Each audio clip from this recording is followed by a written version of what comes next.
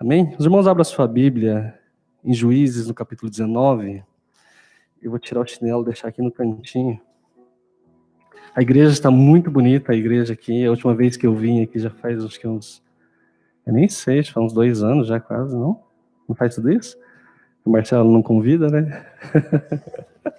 Mas sei que faz tempo, mas está bem bonita, bem aconchegante, está bem gostoso aqui. Irmãos, eu queria fazer a leitura desse texto do capítulo 19 de Juízes. E para quem não gosta de ler a Bíblia, vai ser um pouco difícil, porque eu queria fazer a leitura do capítulo inteiro. Vocês gostam de ler a Bíblia? E eu não sou evangelista, assim, pregador, o meu chamado é um chamado pastoral, então a minha palavra hoje vai ser uma palavra pastoral.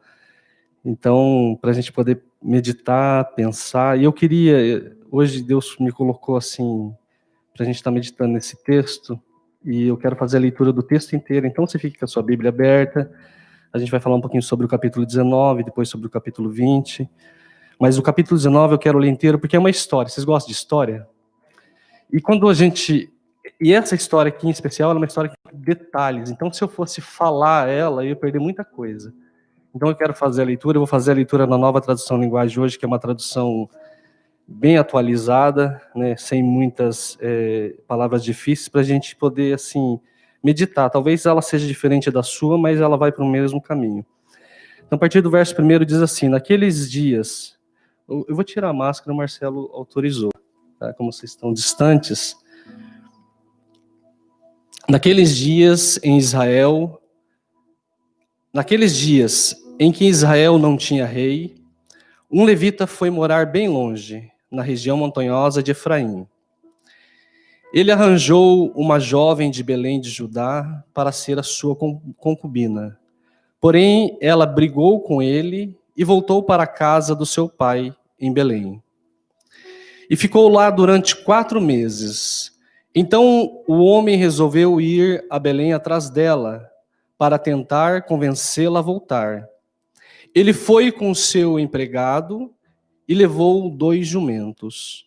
E a moça o recebeu na casa do seu pai. Quando o pai da moça viu o levita, recebeu com alegria e insistiu para que ficasse na sua casa. Ele ficou ali 3 dias. Assim, o casal tomou as suas refeições e passou a noite ali. No 4º dia, eles se levantaram cedo e se aprontaram para ir embora. Mas o pai da moça disse ao levita: coma alguma coisa antes de ir, e assim você se sentirá melhor. Você pode ir mais tarde. Então os 2 homens se sentaram e comeram e beberam juntos. Aí o pai da moça disse: por favor, fique mais uma noite, divirta-se. O homem se levantou para sair, mas o pai da moça insistiu muito que ele ficasse, e assim o levita passou a noite ali. No 5º dia, bem cedo, ele se levantou para ir, mas o pai da moça pediu: por favor, coma alguma coisa, espere até mais tarde. E os 2 homens comeram juntos. Quando o homem e a moça e o empregado iam saindo, o pai disse: olhe, agora já é quase a noite. É melhor você ficar para passar a noite aqui. Logo vai ficar escuro. Fique aqui e divirta-se. Amanhã cedo você poderá levantar bem cedo e viajar de volta para casa.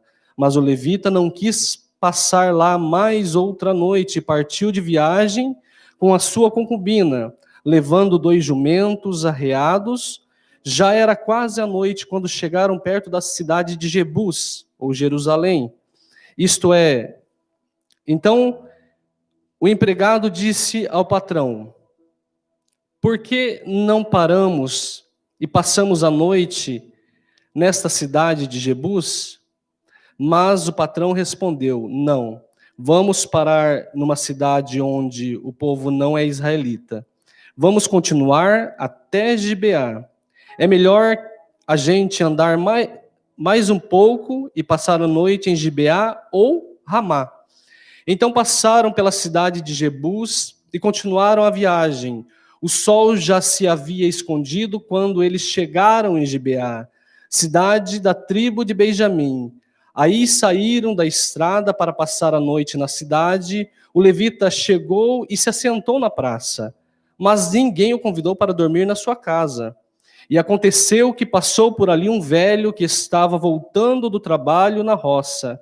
Ele era da região montanhosa de Efraim, mas estava morando em Gibeá.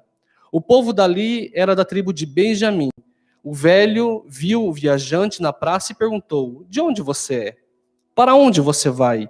O levita respondeu: eu estou viajando de Belém de Judá para bem longe, para a região montanhosa de Efraim, onde moro. Fui a Belém e agora estou voltando para casa, mas ninguém me ofereceu hospedagem para esta noite.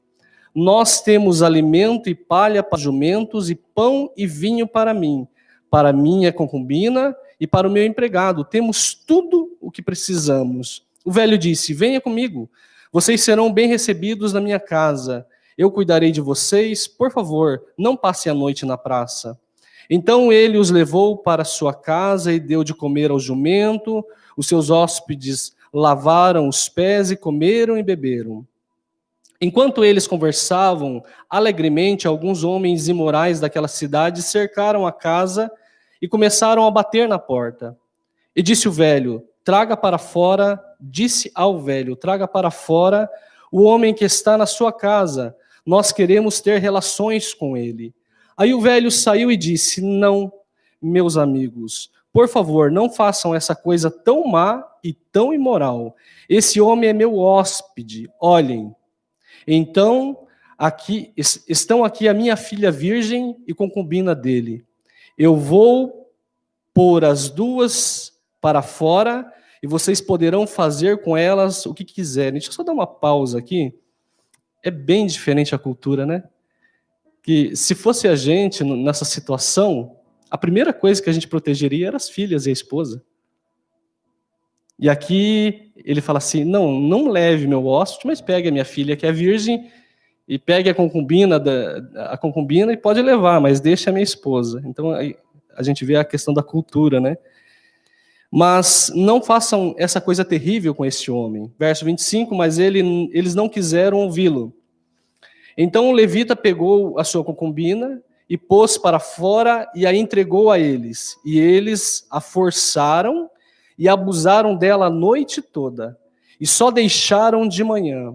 Ao amanhecer, a mulher veio e caiu na frente da casa onde o marido estava, e ficou ali até clarear o dia. De manhã, o marido se levantou para continuar a viagem. Quando abriu a porta, achou a sua concubina caída em frente da casa, com as mãos na soleira da porta. Aí ele disse: levante-se, vamos embora. Porém, não teve resposta. Então pôs o corpo dela atravessado sobre um jumento e seguiu de viagem para casa. Quando chegou lá, entrou, pegou uma faca e cortou o corpo da concubina em 12 pedaços. Depois mandou um pedaço para cada uma das 12 tribos de Israel. E todos os que viam isso diziam: nunca vimos uma coisa assim. Nunca houve coisa igual a essa, desde o tempo em que os israelitas saíram do Egito. Pensem, o que vamos fazer agora? Por enquanto, até aqui. Que história estranha. A tribo de Benjamim era uma tribo que fazia parte do filho mais novo de Jacó. Então ele teve todos os filhos, e o último que ele teve, no tempo que José estava preso, foi Benjamim, o último filho. Essa era a tribo. Então o que acontece? Como a história está dizendo, esse homem sai atrás da concubina que ele havia perdido, porque eles brigaram. Algumas traduções estão dizendo que ela traiu ele, vai até a casa do pai, acontece todo aquilo lá, o pai recebe bem, ficou feliz de tê-lo ali. Depois ele tenta sair da casa por várias vezes, o pai insiste para que ele fique, ele sai no horário que é à noite, vai para a cidade de Gibeá. Quando chega ali, ninguém mais quer recebê-lo em casa, ele fica na praça um senhor encontra para dentro de casa. Os moradores querem o homem para ter relações sexuais com ele. Algumas traduções estão dizendo assim, para conhecê-lo. mas esse é o sentido. Ele dá as filhas, dá a concubina. De manhã a mulher aparece morta na porta, ele coloca ela no jumento, leva a mulher embora, chega lá e corta ela em 12 pedaços. Para quê? Para mandar um pedaço para cada tribo, para fazer um protesto e dizer assim, olha, o que aconteceu. Então cada um pega um pedacinho dela e pensem sobre isso, sobre o que está acontecendo. E aí, não é exatamente sobre o capítulo 19 que eu queria compartilhar com vocês, mas sim o capítulo 20. Mas para a gente entender o que aconteceu até aqui. Então, a partir de agora, eu queria ler os primeiros versículos do capítulo 20 com você. Eu falei que a gente lê bastante, para a gente chegar no ponto que a gente quer chegar hoje. Por causa disso, todo o povo de Israel, então eram 12 tribos, uma era de Benjamim. Então as 11 tribos, quando está dizendo aqui todo o povo de Israel, está dizendo sobre as 11 tribos. Desde Dan, do norte de Berseba, no sul, a Gileade, no leste, se reuniu em Mispa. Eles se reuniram na presença de Deus, o Senhor, como se fossem uma só pessoa. Os chefes de todas as tribos de Israel estavam presentes nessa reunião do povo de Deus. Havia 400.000 homens a pé, treinados para a guerra, e o povo de Benjamim soube que todos os outros israelitas haviam subido até Mispa, e que eles queriam saber como que aquele crime havia sido cometido. Então o levita, marido da mulher assassinada, explicou: cheguei com a minha concubina em Gibeá, o território da tribo de Benjamim, para passar a noite. Os homens de Gibeá vieram de noite e cercaram a casa. Eles queriam me matar. Em vez disso, abusaram da minha concubina e ela morreu. Então eu peguei o corpo dela, cortei em pedaços e mandei um pedaço para cada uma das 12 tribos de Israel. Aquela gente cometeu um crime horrível no meio do meu povo, do nosso povo. Todos vocês que estão aqui, israelitas, vamos resolver agora o que fazer. Todo o povo de Israel se levantou ao mesmo tempo. Nenhum de nós, nem os que moram em casa, nem os que moram em barracas, voltará para casa. Vamos escolher alguns homens para atacar Gibeá, ou seja, ia acontecer uma guerra interna ali agora. A 10ª parte dos homens de Israel vai arranjar comida para os que vão lutar, e os outros vão castigar os moradores de Gibeá pelo crime horrível que cometeram. Então todo o povo de Israel se reuniu como se fossem uma só pessoa para atacar a cidade de Gibeá. As tribos israelitas mandaram que mensageiros fossem à porta da tribo de Benjamim e disseram: que crime horrível vocês cometeram. Exigimos que vocês nos entreguem agora esses homens imorais para que nós os matemos. Assim tiraremos esse mal do meio do povo de Israel. Mas o povo de Benjamim não deu atenção aos outros israelitas. Eles saíram de todas as suas cidades e foram a Gibeá, a fim de lutar contra o resto do povo de Israel. A gente vai parar de novo aqui e depois a gente continua a partir do versículo 15. Então o que está acontecendo? Agora vai acontecer uma guerra entre o próprio povo. 11 tribos de Israel vão lutar contra uma tribo, que é a de Benjamim. Eles vão guerrear entre eles para resolver essa situação. Então, a partir do verso 15, que é aí que eu queria chegar, a gente tem alguns ensinamentos para a nossa vida aqui. E hoje isso, durante o dia, mesmo trabalhando, isso estava queimando em meu coração para a gente compartilhar sobre isso. E Deus estava falando comigo, né, sobre alguns detalhes que a gente pode encontrar aqui. Então diz assim, a partir do verso 15, naqueles dias, eles convocaram das suas cidades 26.000 soldados. Preste bem atenção nos números aqui. 26.000 soldados. Depois os moradores de Gibeá reuniram mais 600 homens especialmente escolhidos, que eram canhotos. Qualquer um deles podia atirar com uma funda ou uma pedra num fio de cabelo, sem errar. E os outros israelitas que iam lutar contra a tribo de Benjamim reuniram 400.000 soldados treinados. Aí começa a batalha. Verso 18.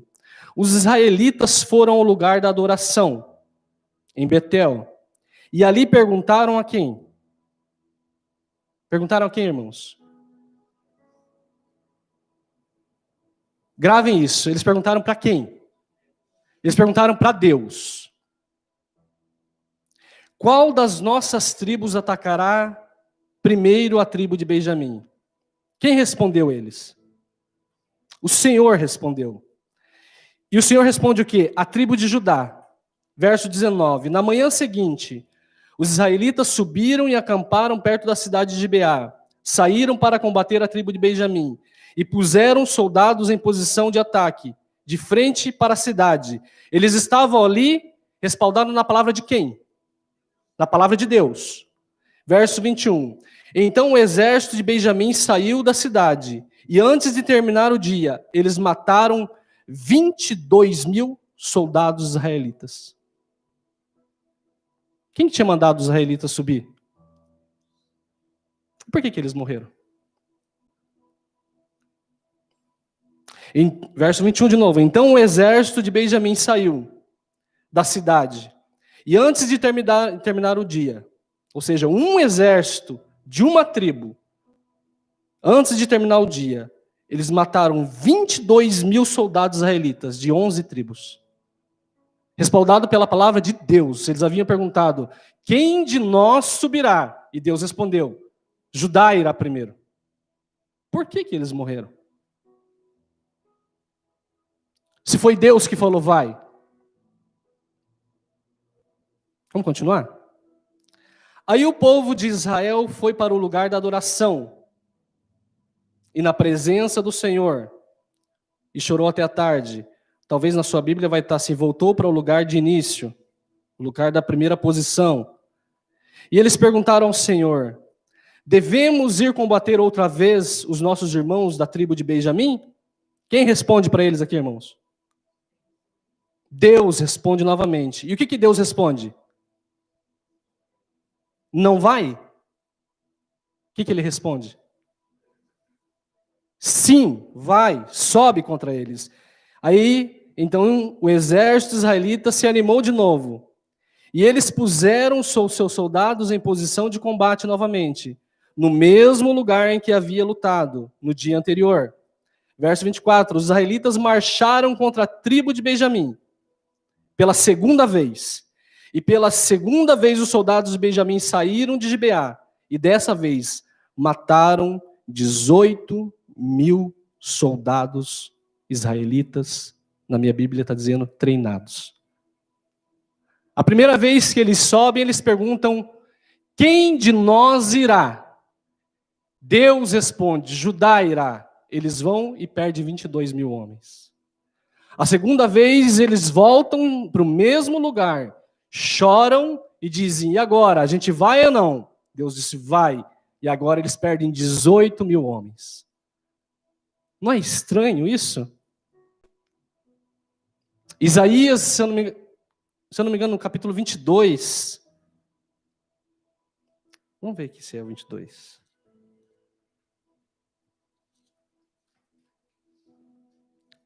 28, 21. Quem pode ler esse versículo aí? 28, 21, Isaías 28, 21.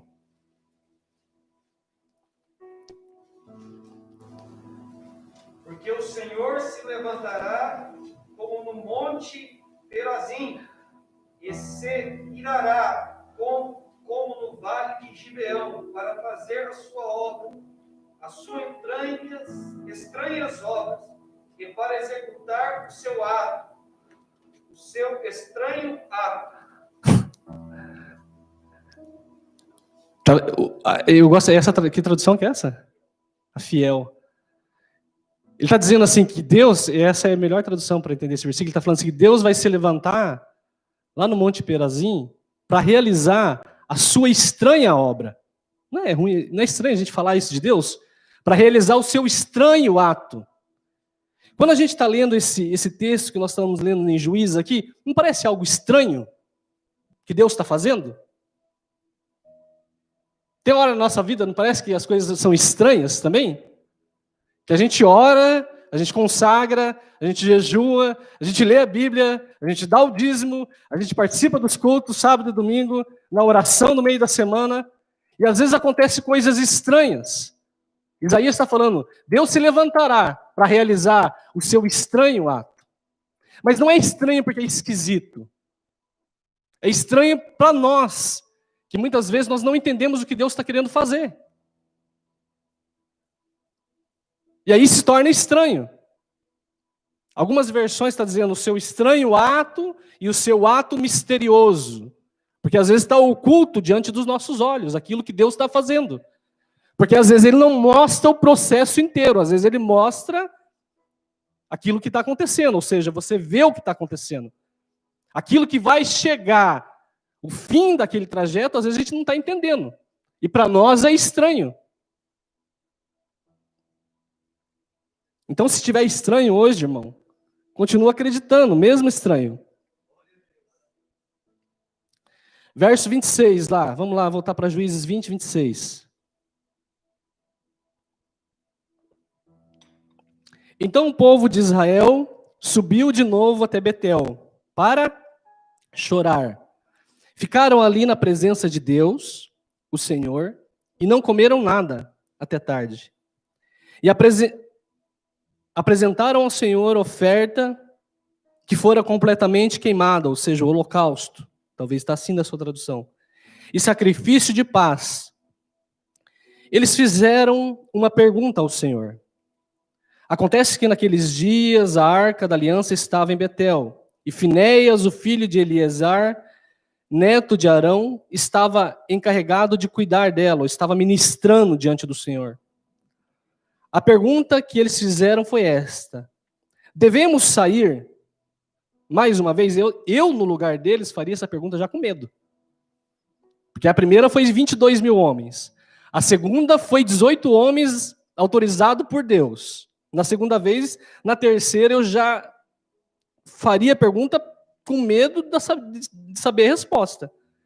Devemos, mais uma vez, combater os nossos irmãos da tribo de Benjamim ou devemos desistir? O Senhor respondeu, combatam, porque amanhã...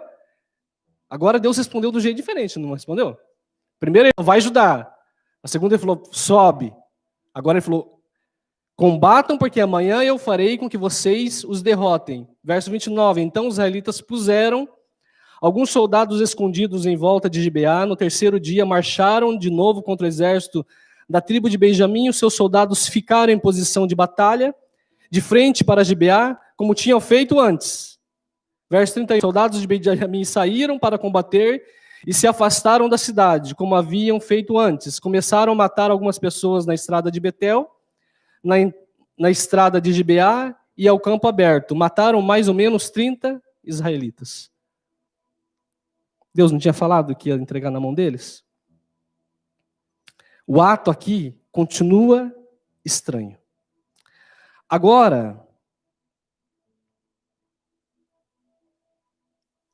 nós vamos voltar de novo e entender algumas coisas aqui que a gente falou. Porque sabe o que acontece, irmãos? Quando as coisas elas não caminham muito bem, a gente procura sempre um culpado, né? Aqui tá fácil da gente culpar Deus. Né? Olhar aqui e falar, não, foi Deus que mandou, eu fui e errei, não deu certo porque foi Deus que mandou, então vamos pôr a culpa em Deus. Lá no Éden, Adão pôs a culpa na mulher, a mulher pôs a culpa na serpente, e a serpente está até hoje pondo a culpa em todo mundo.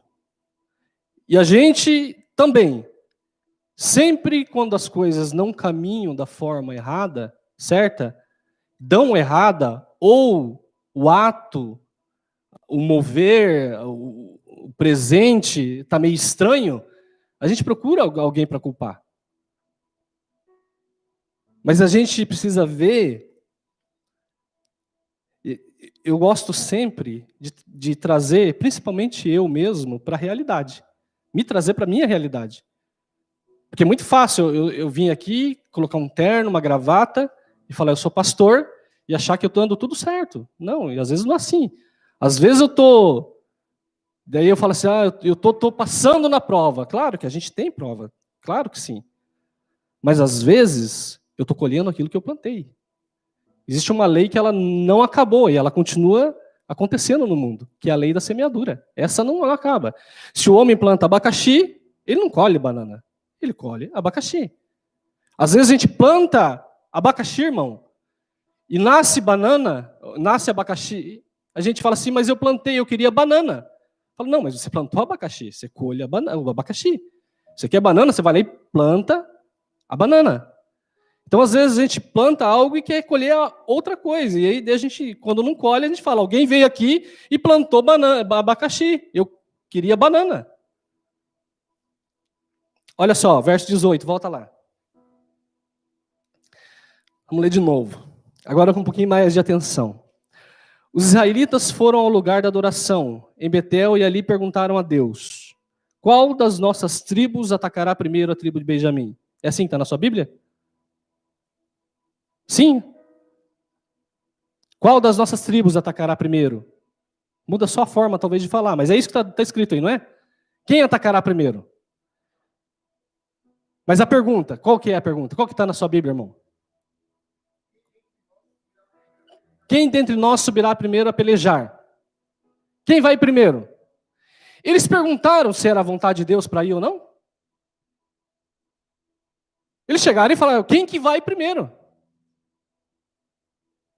É a tua vontade que a gente suba? É a tua vontade que a gente ataque os nossos próprios irmãos? Essa é a tua vontade, Deus? Eles não fizeram essa pergunta a Deus. Eles simplesmente perguntaram, ei Deus, quem que vai primeiro? Vai ajudar. Eles fizeram a pergunta assim. Às vezes a nossa oração é assim. Nós oramos aquilo que nós queremos. E não perguntamos se é a vontade de Deus. Simplesmente oramos, Senhor, eu quero isso. Mas essa é a vontade de Deus? Aí muitas das vezes Deus dá aquilo. E muitas das vezes Deus dá ou permite que aconteça. Aí você fala assim, oh Deus, por que está acontecendo isso na minha vida? Foi você que pediu? Foi você que orou? Foi você que plantou? Quem irá primeiro? Vai ajudar. Eles não oraram a Deus. Olha a segunda vez que eles foram. Mudou um pouco já.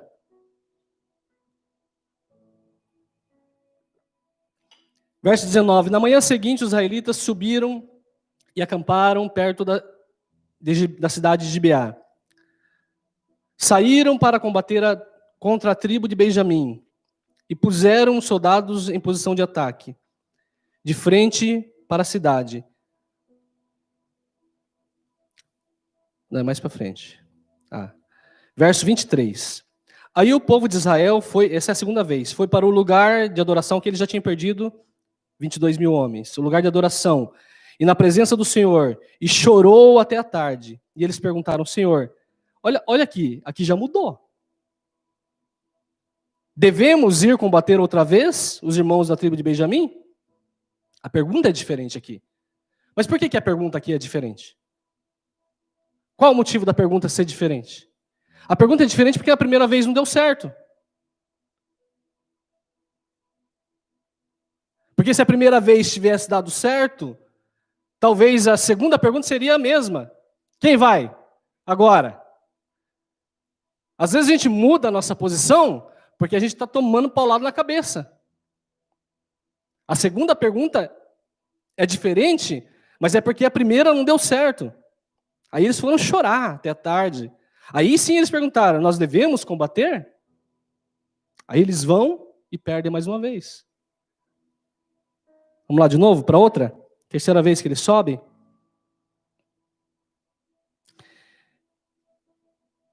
Verso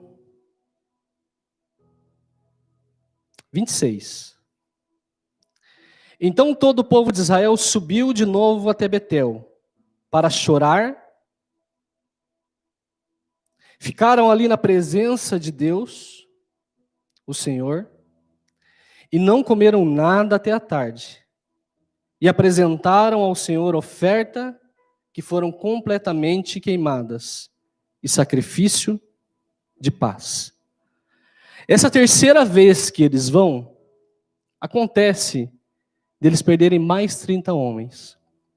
Se você for ler até o final do capítulo 20, você vai perceber o seguinte, que eles acabaram depois com um exército inteiro de Benjamim. Todos os homens fortes, aqueles que atacavam a pedra com a funda e acertavam o cabelo, os guerreiros mais bem preparados, todos, Deus colocou na mão deles para que eles morressem. Para que eles fossem... A palavra que Deus liberou ali foi uma palavra verdadeira. Ele disse assim, vão, porque amanhã eu vou entregar na mão de vocês. Agora, a posição deles na terceira vez foi uma posição diferente. Verso 26, vamos ler de novo. Então todo o povo de Israel subiu até Betel para o quê? Chorar.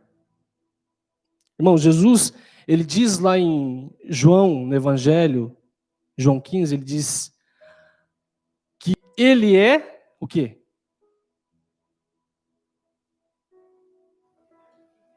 Ele é a videira.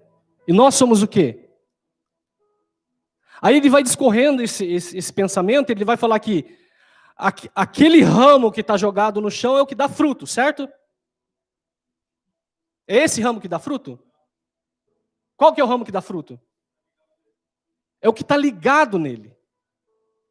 Ele fala lá no versículo 5 que, porque sem mim vocês não podem fazer nada.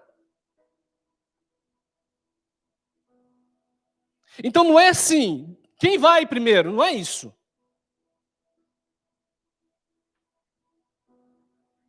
A posição nossa aqui, de servo de Deus, é como a terceira ida. É chorar diante de Deus.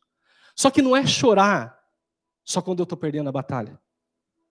Porque a videira, o ramo, ele não está ligado na videira só quando ele quer dar fruta, ele está ligado o tempo todo. Porque se ele se desligar da videira, ele perde a vida. Ah, isso é lógico. É isso mesmo. É lógico, mas muitas das vezes, e eu quero falar isso com muito carinho, eu vim aqui com muito respeito, mas muitas das vezes, irmãos, a gente só procura Deus quando a gente precisa. E hoje eu estava trabalhando, Deus estava ministrando assim, o meu coração, para mim, Emerson. Às vezes Deus é importante para mim só quando eu tenho a necessidade dele. E aqui não, aqui a Bíblia diz que eles choraram, a Bíblia diz que eles se assentaram, em algumas versões estão dizendo, se assentaram diante do Senhor. A Bíblia diz que eles ficaram sem comer, jejuaram diante de Deus. Ou seja, esse é o processo natural. Existe uma frase que está na minha cabeça que um certo escritor falou, deixa eu pegar esse tixo aqui para exemplificar,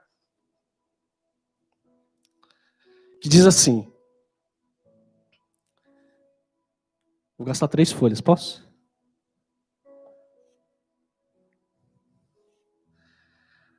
A Bíblia não, né? Esse escritor, ele disse o seguinte, isso aqui é o cristianismo. Então a gente vai dar um peso de valor a cada uma dessas folhas aqui. E ele diz assim, se o cristianismo é uma mentira,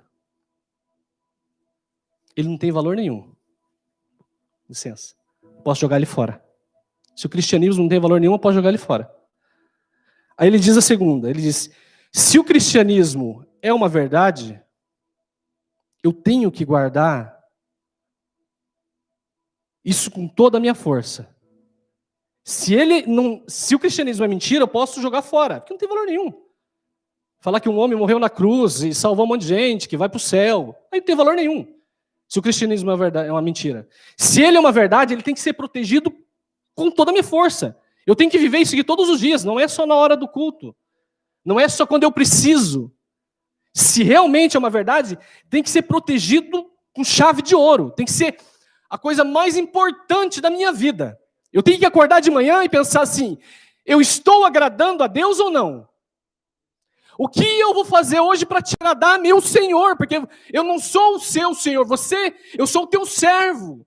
Eu quero estar debaixo da tua vontade. Então, se o cristianismo é verdadeiro, ele tem que ser protegido com toda a força que nós temos. E isso tem que mover as nossas vidas. Não é como o budista que vai no templo, e aquilo ali é uma ideologia de pensamento. Não é isso. Isso aqui tem que ser uma verdade correndo dentro do nosso ser, na nossa veia. Como Jesus disse a Samaritano, um rio que ele jorra dentro de nós, uma fonte viva dentro de nós. Se ele é verdade, aí você que tem que responder. Se é mentira, joga fora, porque é perca de tempo estar aqui. É perca de tempo estar aqui. Sábado à noite, com frio desse, fazendo o que aqui, irmãos? Muito melhor estar debaixo da coberta. É muito melhor assistindo Netflix, comendo pipoca, tomando guaraná. Agora, se ele é verdade, eu preciso dar muito valor, não pode ser outra coisa. Agora, o que não pode ser o cristianismo, se é mentira, joga fora. Se é verdade, protege. O que não pode ser é uma coisa insignificante. Que eu uso a hora que eu quero, que eu deixo do jeito que eu quero, que eu faço como eu quero, que eu digo, vou ou não vou? Quem vai? Não pode ser. Eu tenho medo, e realmente é um medo, que a Bíblia diz assim, naquele dia, muitos, esses versículos ele fala de proporção, muitos me dirão, os irmãos sabem o versículo, isso, muitos. Ele não está falando que a Bíblia, a gente tem que prestar atenção nos detalhes da Bíblia. Muitos me dirão. Muitos são os que entram pelo caminho largo, e poucos são. Tudo isso é proporção. E se é proporção dada por Jesus. Se a gente aumentar um pouquinho a proporção e levar para metade, a gente pode pegar lá a passagem, a parábola das noivas, das virgens. Obrigado. Aí é metade. Mas ainda eu tenho que me preocupar. Vamos fazer um cálculo aqui? Tem quantas pessoas aqui? Vamos dizer que isso seja uma verdade absoluta? Não estou dizendo que é, irmãos, que vai ser metade para o céu e metade para o inferno aqui. Mas é algo que a gente se pensar. A gente tem que acordar e falar, Senhor, eu estou fazendo a tua vontade? Eu estou protegendo aquilo que isso aqui é verdade para mim, é uma verdade realmente viva? Ou está ali?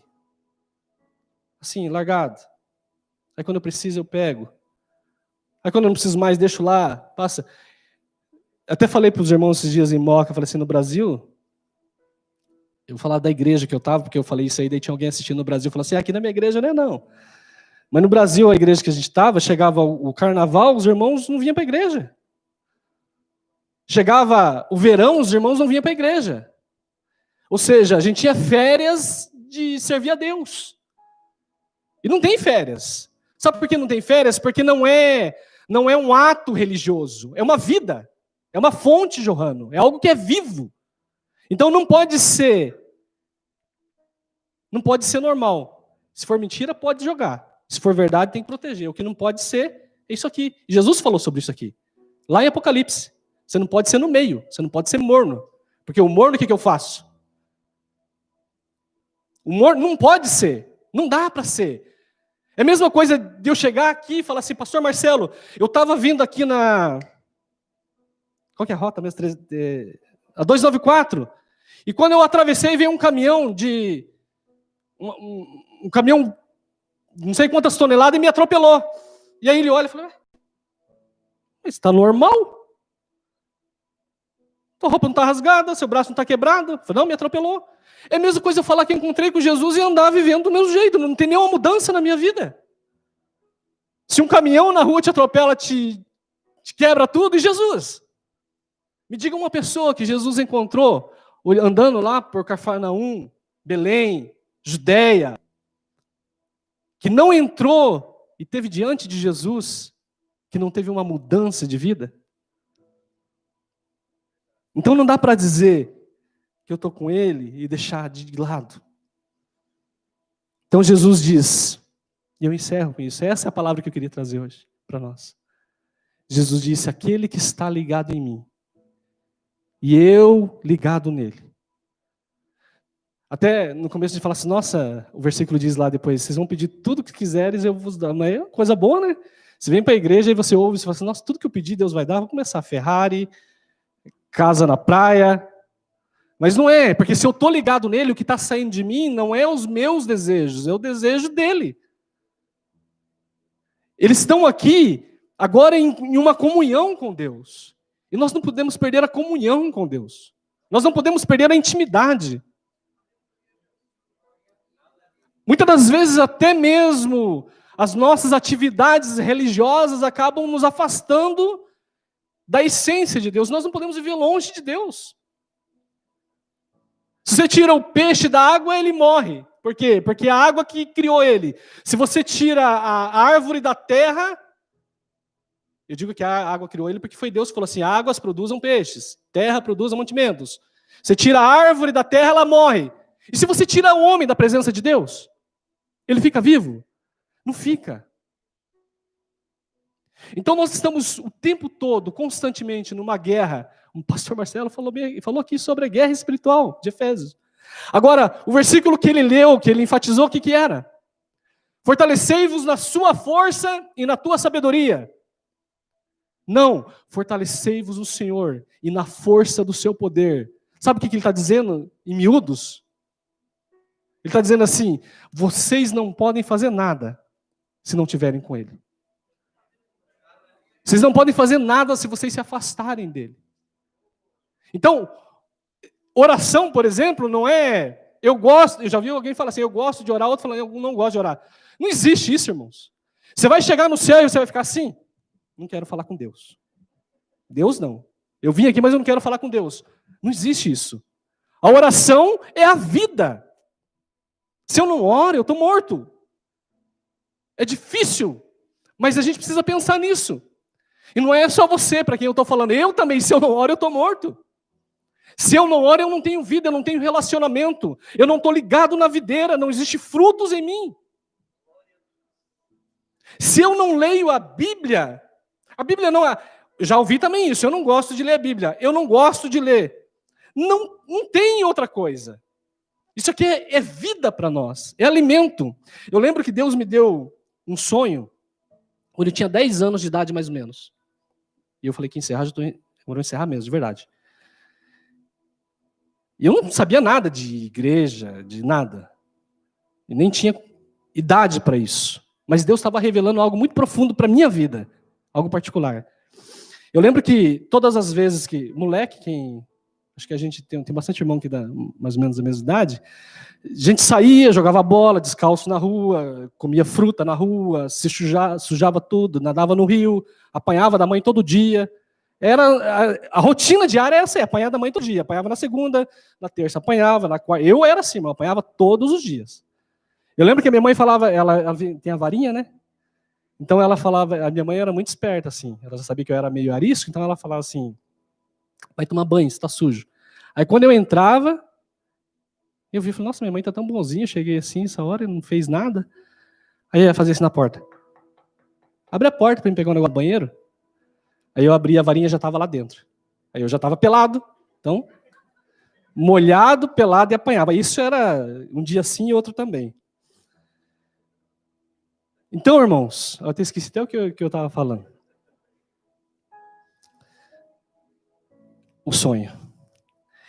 Saía todo dia, e daí de tarde eu vinha, sentava numa mesa, comia um pedaço de pão, tomava um café, para depois apanhar. Todo dia era essa rotina. E nesse sonho eu estava sentado nessa mesa, como criança, 10 anos, sentado na mesa, e tinha um pedaço de pão em cima da mesa. Tinha um pedaço de pão. Do lado esquerdo da nossa casa, assim, da cozinha, se eu olhar para a esquerda, tinha um banheiro. Tinha aquelas janelinhas que tem no Brasil, sabe, que você puxa assim, abre as janelinhas assim. E eu olhei e estava cheio de demônio. Claro que naquela idade, para que eu entendesse, eram os demoninhos mesmos. E quando eu voltava o meu rosto, aquele pedaço de pão tinha se transformado numa Bíblia. E aí eu pegava essa Bíblia e comia como se fosse um pão. Quando eu voltava para cá, não tinha mais demônio. Quando eu voltava para cá, a Bíblia estava como um pedaço de pão. Eu comia, quando eu voltava para cá, não tinha mais. Claro que naqueles dias eu não entendi, mas depois Deus ministrou meu coração através do Espírito Santo, que a sua vitória diante do mundo espiritual que o pastor Marcelo falou aqui é a palavra de Deus. Porque a palavra de Deus ela é viva e eficaz. Ela é mais penetrante do que uma espada de 2 gumes, e ela vai na divisa da alma e do espírito, ou seja, ela trata tudo o que nós precisamos. Então não dá para a gente viver longe da comunhão com Deus. E a comunhão com Deus nem sempre está na igreja. Então você vai falar assim, o pastor que veio sábado disse que não é para ir para a igreja mais, que não é comunhão com Deus. Não é isso. Estou falando que muitas das vezes a gente está dentro da igreja sem ter comunhão com Deus. Porque a comunhão com Deus é dia a dia. Não é só quando eu vou lá e digo assim, Deus, quem vai? Diz aí. A comunhão com Deus é diária. E é uma prática, a gente precisa educar o nosso corpo. Jesus disse lá no monte, eu preciso terminar, né? Eu sei.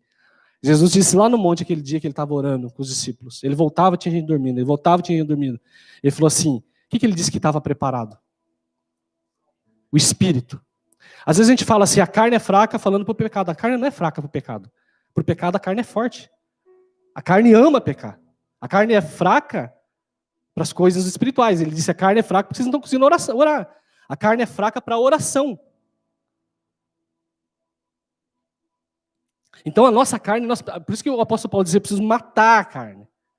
Eu preciso crucificar a minha carne. E às vezes eu não sinto para fazer isso, mas eu preciso entender. Se eu entendo aqui, eu pego minha Bíblia e vou ler. Eu dobro meus joelhos e vou orar. Eu passo o dia em comunhão com o Senhor. E uma das ferramentas mais poderosas que o diabo tem usado hoje, nos dias de hoje, para fazer com que a gente perca batalhas, é a falta de comunhão com Deus. É a nossa falta de intimidade com Deus. Então, que nós possamos pedir ao nosso Deus misericórdia. E que a gente possa, irmãos, ter, sim, o evangelho, o cristianismo, como algo que é primordial para a nossa vida. Que não é algo que eu uso só quando eu preciso. Não, isso aqui é minha vida. Eu acordo de manhã, quando eu abro meu olho, Jesus Cristo. Eu penso em Jesus, eu penso na vontade de Deus. Isso tem que estar vivo dentro de mim. Se coloca de pé em nome de Jesus para a gente fazer uma oração.